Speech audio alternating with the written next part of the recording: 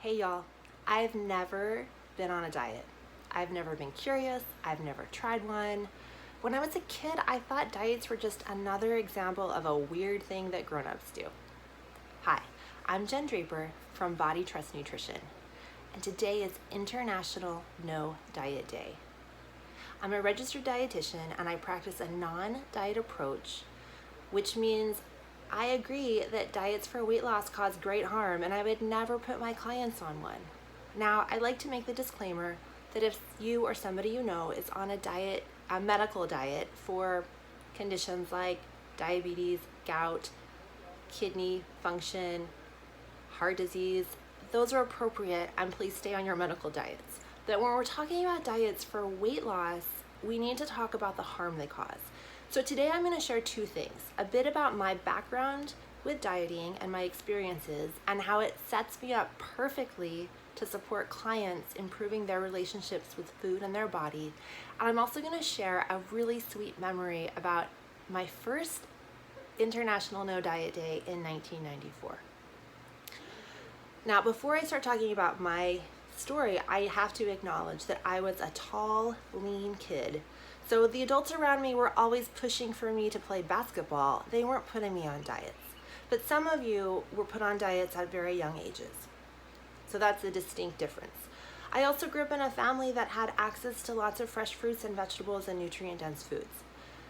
Now, it's kind of a miracle that I didn't end up dieting. I mean, even though I was tall and lean, everyone ends up dieting at some point. I know the people around me looked like that, like me. So both of my grandmothers were always on diets. My one gram would do that, I'll start my diet on Monday morning.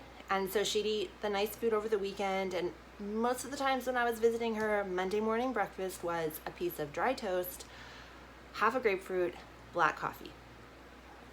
And it just seemed weird to me. Like Gram's body wasn't changing, but she was always trying to chase down that last 10 pounds. My other Gram had all the diet food. Sugar-free this, fat-free that. I thought her food was kind of weird, but I was a hungry kid, so I would eat it. My mom and my aunties were often talking about a diet they were on, the one they were going on, the one their friend went on, how much weight loss this, how much weight gain that. I thought it was all a snooze. I didn't really see anyone changing that much, and again, it didn't make sense to me. Now, in that, I was never interested in going on a diet, and a major consequence of dieting is that it scrambles up your hunger cues. When you ignore your hunger, your body stops giving you clear signals, or you get used to ignoring it. And when you're restricting your food and then binging and in this restriction binge cycle, it's really hard for your metabolism and your body. So one of the benefits that I have is I've never done that. Imagine having a Rubik's Cube that is always has the right colors in the right place. Like my cues never got scrambled up. So those same hunger cues I was born with that y'all still have, there was no interference on the line. So I've always been able to really trust my body, and I take that into my work with my clients, and it's so awesome because in a short time they start to feel their body cues again. So the biggest asset for me not going on a diet is that I've never messed up my hunger cues, so I can teach them and share them in a really awesome way. And y'all were born with this amazing intelligence in your body to do this, so it's true for you as well. Okay, the other thing I wanted to share that I was excited thinking about this week when I knew this day was coming is that, we have times in life where we find ourselves in the right place at the right time with the right person, and it guides our path. I'm a big believer in this, that we all have a plan and a purpose.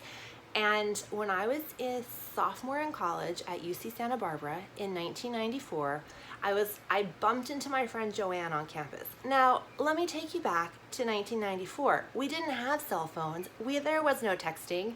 So most of the time you would bump into the same people at the same time, but on special occasions, you could be on campus and bump into somebody at a time that you normally didn't see each other. So this is one of those special moments with my friend Joe.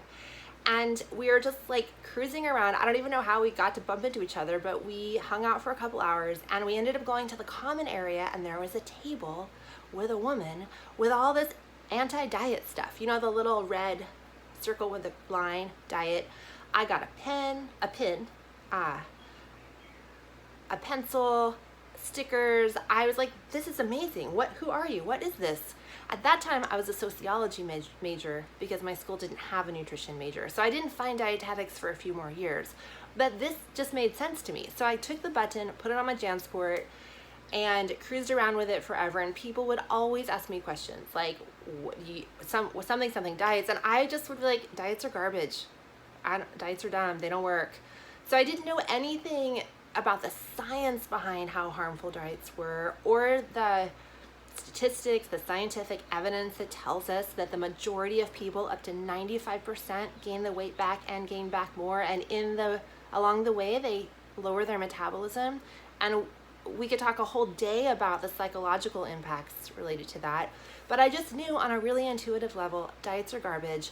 I proudly cruised around campus with my little button like I was on a mission. And years later, when I did discover dietetics, I had a conversation with Jo, and she said, oh, I remember that day. And she knew that I was not into dieting, and it was just this really special moment. And today I'm relishing it even more because 9 years ago, my dear friend passed away from brain cancer. So I just wanted to hold on to that and share it. It's really special to me because it was a major guidepost that set me on my way, even though I was majoring in something different and I didn't know how many years it would take until I became a dietitian. But as I started learning in all my classes, I was like, yes, this non-diet approach is everything. And I'm really fortunate now. I work at the University of Hawaii and I get to share about the non-diet approach, spreading my propaganda everywhere on a campus. Okay, happy International No Diet Day. Thanks for tuning in. Aloha.